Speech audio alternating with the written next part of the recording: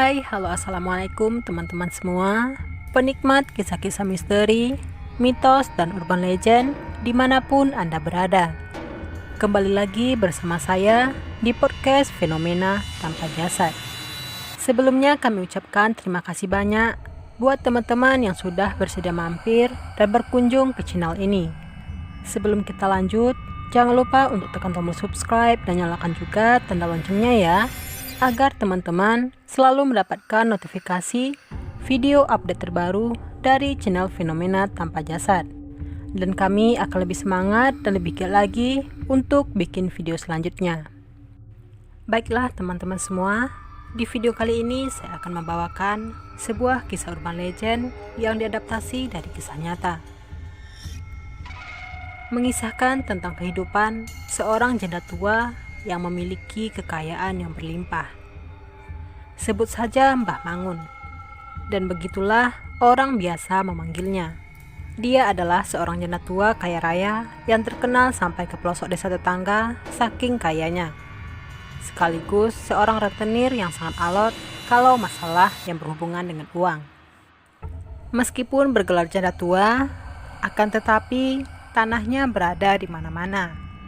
Dan juga sawahnya yang begitu luas. Belum lagi harta kekayaannya yang semakin hari semakin bertambah menumpuk, walaupun banyak orang yang meminjamnya. Dan tak jarang ada pula dari mereka yang tidak bisa melunasi hutangnya, atau bahkan dengan sengaja tidak mau membayarnya. Namun itu semua tidak lantas membuat harta kekayaannya surut. Malah semakin hari semakin kaya. Perhiasan yang dipakainya saja terus bertambah besar dan hampir setiap hari berganti dengan model yang berbeda dan dengan ukuran yang tidak kecil. Dengan keadaan yang serba glamor seperti itu, muncullah bermacam spekulasi di masyarakat. Ada yang beranggapan bahwa hartanya merupakan peninggalan sang ayah yang dulunya merupakan Demang di masa pendudukan Belanda. Ada pula yang beranggapan bahwa kekayaan yang didapatnya itu merupakan dari hasil muja atau bersekutu dengan iblis. Tapi apapun anggapan masyarakat, tetaplah mereka masih membutuhkan Mbah Mangun ini untuk dipinjamin uangnya sebagai penutup lubang kebutuhan mereka sehari-hari. Waktu terus berjalan. Begitu pula dengan usianya yang kian hari semakin bertambah.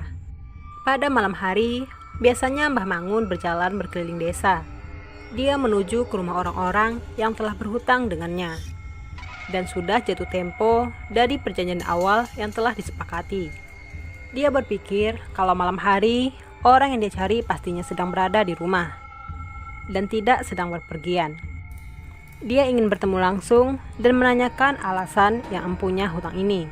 Dia berjalan menembus gelapnya malam dengan berbekal sebuah tongkat di tangannya sebagai penunjuk jalan. Walaupun sudah tua renta, sama sekali tubuhnya tidak terlihat kelelahan. Tak jarang, dia harus menempuh jarak yang jauh sampai ke desa sebelah untuk menagih hutang. Dia pun mulai mengetuk satu persatu rumah penduduk yang berhutang dengannya. Tak jarang sampai larut malam. Akan tetapi, tidak pernah sekalipun ada tindak kejahatan yang pernah dialami. Entah karena alasan apa, seorang wanita tua berjalan sendirian saat malam hari, dengan membawa uang yang tidak sedikit, namun tetap aman selama bertahun-tahun. Sangat tidak masuk akal memang. Ada yang bilang kalau Mbah Mangun ini bukan orang biasa yang memiliki suatu benda tertentu. Ada pula yang berpendapat kalau dia juga memiliki amalan tertentu sehingga dirinya akan selalu selamat dari mara bahaya. Dan orang yang melihat dia tampak berwibawa dan selalu tunduk takut di hadapannya. Begitulah kegiatannya setiap malam. Selalu terlihat berjalan mengetuk setiap pintu rumah yang memiliki perjanjian hutang dengannya. Sampai suatu ketika, dia tidak terlihat sama sekali di kampung itu. Penduduk desa yang terbiasa melihat perempuan tua penagih hutang itu merasakan ada sesuatu yang janggal. Sampai akhirnya, beberapa orang dari mereka memutuskan mendatangi tempat kediamannya yang tidak begitu jauh. Masih di perempatan jalan itu, sudah terlihat sebuah rumah megah berarsitek joglo dan dengan bahan kayu jati yang berdiri megah. Tapi tidak seperti biasanya. Rumah itu nampak suram, seperti tidak berpenghuni. Lampunya sama sekali tidak menyala, padahal waktu sudah menunjukkan pukul 7 malam. Biasanya lampunya sudah menyala terang benderang bak istana dari sore hari. Tapi hari itu tampak lekang dan sepi-sepi saja, seperti tidak ada kehidupan di sana. Beberapa orang dari mereka memberanikan diri untuk membuka pagar rumah dan masuk ke dalamnya. Merasa ada sesuatu yang tidak wajar, mereka mulai mengetuk pintu rumah Mbah Mangun. Permisi, Nek. Apa nenek di rumah?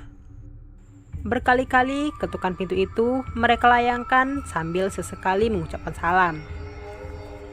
Namun tetap saja tidak ada jawaban yang menyahut dari yang empunya rumah. Sampai akhirnya salah seorang dari mereka memberanikan diri memutar gagang pintu tersebut. Pintunya tidak dikunci loh. Bagaimana ini? Celetuk salah seorang dari mereka. Ya sudah, kita langsung masuk saja. Takutnya ada pencuri atau terjadi sesuatu pada Mbah Mangun. Atau yang biasa mereka sebut Nek Mangun. Salah seorang dari mereka memberi usul. Tak lama kemudian, mereka mulai masuk ke dalam rumah dan mencari saklar lampu. Begitu saklar lampunya dinyalakan, mereka semua diam terkagum. Betapa luasnya dalam rumah yang diisi dengan berbagai barang kuno yang begitu mahal. Sungguh pemandangan yang luar biasa yang belum pernah mereka lihat sebelumnya.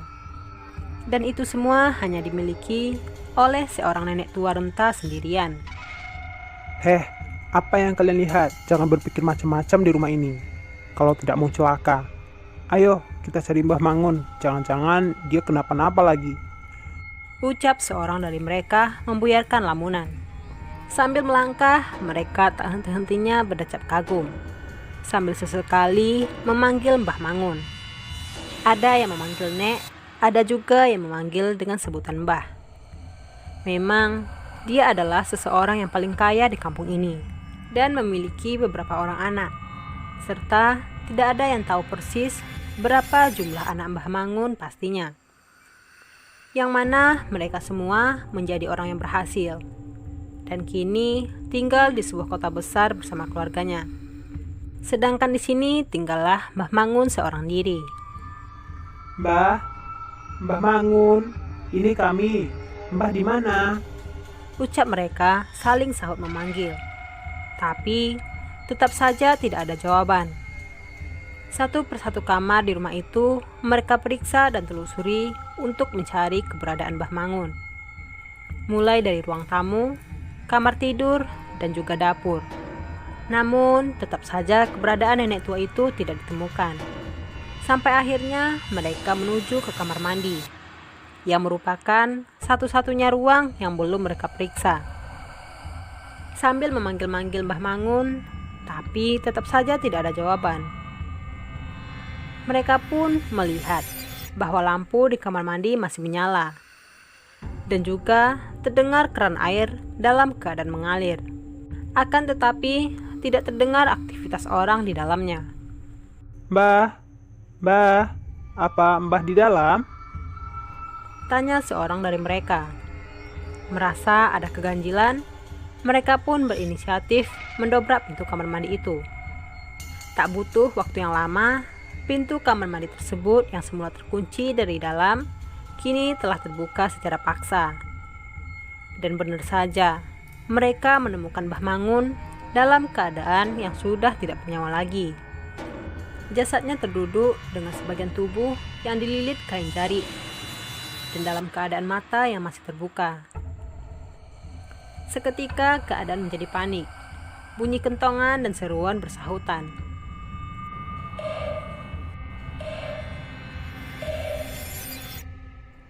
Rojopati. Sedangkan beberapa dari mereka ada yang mengurus jasad Mbah Mangun dari kamar mandi. Keadaan kampung yang semula tenang mendadak riuh karena kabar itu. Orang-orang yang mendengarnya terus saja berdatangan ke rumah Mbah Mangun. Tak lama kemudian disusul oleh perangkat desa yang datang dan kemudian melakukan diskusi dengan warga yang hadir Setelah diperiksa, tidak ada tanda yang mencurigakan pada kematian Mbah Mangun. Karena tidak ada yang tahu dengan keberadaan keluarganya, perangkat desa dan warga pun sepakat untuk menguburkan jenazah Mbah Mangun pada malam itu juga. Sepanjang proses pemandian sampai dengan penguburan, semuanya lancar tanpa ada gangguan apapun. Setelah selesai proses penguburan, tiba-tiba salah seorang warga menyeletuk. Maaf bapak-bapak, saya sarankan kalau kuburan ini sebaiknya ditunggu secara bergiliran selama 7 hari 7 malam. Mudah-mudahan tidak terjadi apa-apa. Cuma kita mengantisipasi kalau dimanfaatkan oleh oknum-oknum yang tidak bertanggung jawab. Sebab beliau ini meninggal di malam Selasa Kliwon, tepatnya pada malam Anggoro Kasih, di mana setiap yang melekat di tubuh si mayat ini akan sangat dicari dan digunakan oleh para dukun penganut ilmu hitam sebagai jimat ataupun penambah ilmu kesaktiannya. Sekali lagi tolong dipertimbangkan ya, ucap salah seorang warga memberi saran. Tak lama kemudian, salah seorang perangkat desa mengangguk paham. Dia pun memerintahkan beberapa orang warga yang bersedia menjaga makam tersebut. Setelah para pelayat pergi, mulai terdengar suara-suara aneh dan sesekali terdengar lemparan batu-batu kecil. Akan tetapi mereka tidak takut sama sekali dan menjadikannya bahan candaan. Sampai akhirnya tepat jam 12 malam, angin dingin perlahan mulai berhembus ke arah mereka. Tak lama kemudian, rasa ngantuk yang luar biasa mendera mereka sampai akhirnya mereka semua tertidur pulas sampai pagi. Setelah itu, kira-kira sekitar pukul 5 pagi, terdengar suara kuncin kuburan itu berteriak-teriak membangunkan mereka. Hei, bangun, bangun. Bagaimana ini? Kok kalian bisa-bisanya kecolongan? Teriak si kuncen sambil marah-marah. Ada apa sih pak? Pagi-pagi kok sudah teriak-teriak? Sahut salah seorang dari mereka sambil menguap dan mengucek matanya. Kalian sudah kena sirap. Lihat itu. Betapa terkejutnya mereka semua yang telah berjaga saat itu. Kuburan yang mereka jaga telah diacak-acak seperti digali dengan kuku. Dan lebih mengerikan lagi, jenazah itu dalam keadaan mulut menganga dengan lidah yang sudah hilang, seperti habis digigit paksa. Seketika, keadaan tersebut menjadi heboh atas kejadian itu. Beberapa perangkat desa dan anggota kepolisian langsung menyisir tempat itu. Akan tetapi, tidak juga menemukan pelaku ataupun titik terang lainnya. Sementara itu, jenazah kembali dikuburkan dengan layak. Ternyata semua itu belum berakhir. Bahkan kejadian mistis pun baru dimulai saat malam tiba. Salah seorang yang mengaku pintu rumahnya diketuk beberapa kali. Diketukan yang pertama terjadi sebanyak 3 kali. Kemudian berhenti sejenak. Setelah itu diulangi kembali sebanyak 3 kali.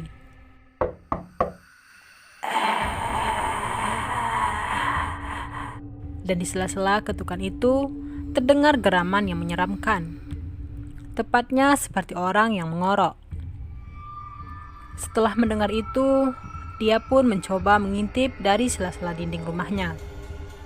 Ternyata di sana terlihat sosok nenek berbalutkan kafan sedang berdiri di depan pintu rumahnya. Sosok tersebut memukul-mukulkan kepalanya ke pintu layaknya orang yang sedang mengetuk pintu. Seperti tahu sedang diperhatikan, sosok nenek itu kemudian perlahan memutar ke arahnya dengan mulut yang terbuka dan terus meneteskan darah tanpa lidahnya, dan serta dengan cepat menghampiri orang yang mengintip tersebut. Kemudian orang tersebut langsung jatuh dan tak sadarkan diri, mungkin karena saking takut dan kagetnya dia. Cerita itu dengan cepat menyebar dari mulut ke mulut. Begitu malam tiba, kampung itu terasa mencekam. Satu persatu pintu rumah penduduk didatangi dan diketuk setiap malam. Lagi-lagi teror sosok perempuan tua berbalutkan kafan yang sedang mengetuk-ngetuk pintu dengan kepala.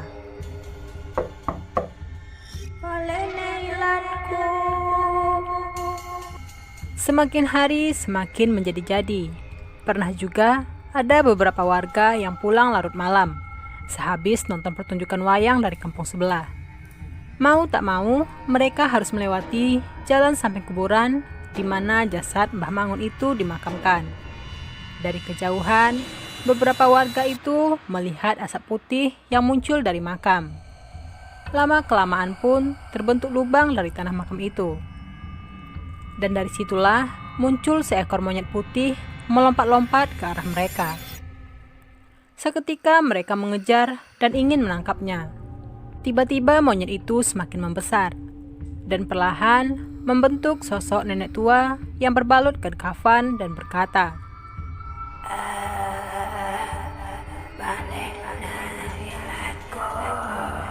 Melihat kejadian itu, mereka lari berhamburan. Bahkan menurut kesaksian, salah seorang dari mereka itu diikuti sampai ke rumahnya. Dan pintu rumahnya pun terus-menerus diketuk sampai subuh menjelang. Teror itu terus berlangsung, terjadi selama berbulan-bulan pada pertengahan tahun 1992 di suatu kampung. Sampai suatu ketika dikabarkan ada seorang paranormal dari desa itu juga yang dikabarkan depresi berat dan akhirnya menjadi gila. Tingkahnya gemetaran seperti orang ketakutan sehabis dikejar sesuatu. Dan di dalam saku bajunya, salah seorang warga menemukan sebuah kantong kain putih yang berisi bunga dan sekerat daging yang sudah mengering. Warga sekitar sementara menganggap bahwa dialah dukun biang keladi dari semua masalah teror selama ini. Bungkusan itu pun diserahkan kepada perangkat desa untuk kembali dikuburkan. Entah benar atau tidak, teror tersebut masih terjadi sesekali, yang muncul dengan berupa ketukan.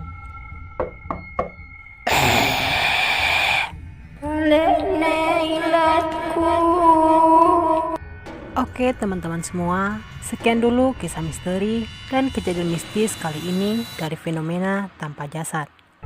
Semoga teman-teman bisa mengambil hikmah dan nilai positif yang terkandung dalam kisah tersebut. Untuk kisah-kisah misteri lainnya, silahkan pantengin terus channel ini. Bagi teman-teman yang belum subscribe, jangan lupa untuk tekan tombol subscribe-nya. Tolong berikan like jika teman-teman suka dengan video ini. Dan komen jika ada masukan dan saran dari teman-teman. Jika Anda sedang mendengarkan kisah ini, pastikan lampunya menyala dan tidak dalam keadaan sendiri, karena bisa jadi Anda tidak sendiri. Terima kasih. Salam keramat, satu nyali tanpa jasad. Wassalamualaikum warahmatullahi wabarakatuh.